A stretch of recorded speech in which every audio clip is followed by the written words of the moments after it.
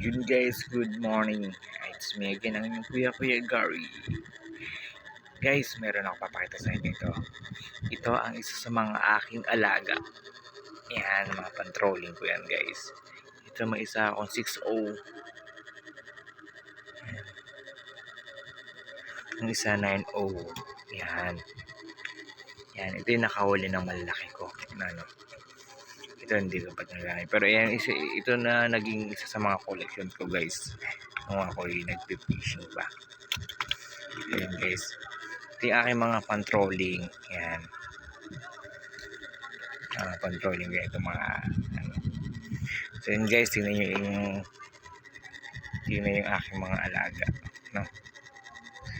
Yan, papakita ko na sa inyo yung aking alaga. Kasi namimiss ko sila. Kahit daw nakapag-fishing. Yan.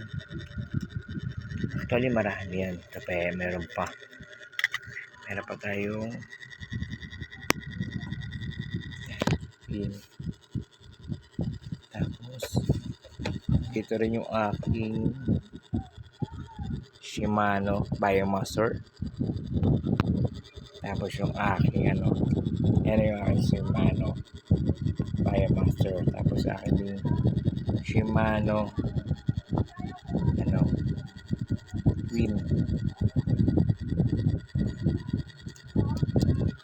Yan, Queen. So yun guys, ayan po yung sa mga naging collection. Yung rod ko na dito rin. The next time po na ipapakita sa inyo. No?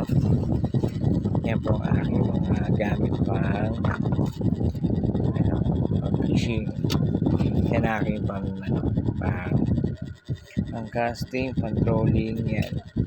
Tapos yung aking pero pa akong isa medyo nasira yung niya, gumagalaw ring guide, ayan roller guide, line guide pala na tinatawag.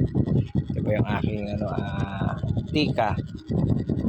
Tapos yung aking Apu na vintage. Yan guys, napakatagal na yan.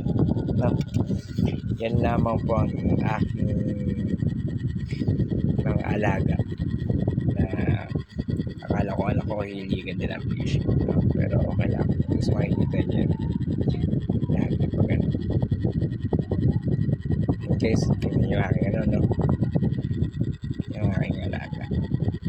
Susunod, sama kayo sa aking fishing adventure. Ateya Motovlog. Yung Ateya Motovlog nga po pala is variety po yun. Meron po the fishing edition, camping edition, spare fishing edition, hunting edition. Yan guys, marami po tayong sa ating vlog. So ang tabayanan nyo na lang po, medyo nasira kasi yung aking aking cellphone, kaya hindi ako makapag-view, tsaka busy pa konti. Medyo na lang guys So yun guys, pasensya na, sinayang ko na naman na 3 minuto ng yung buhay nyo. Maraming salamat po. Bye bye.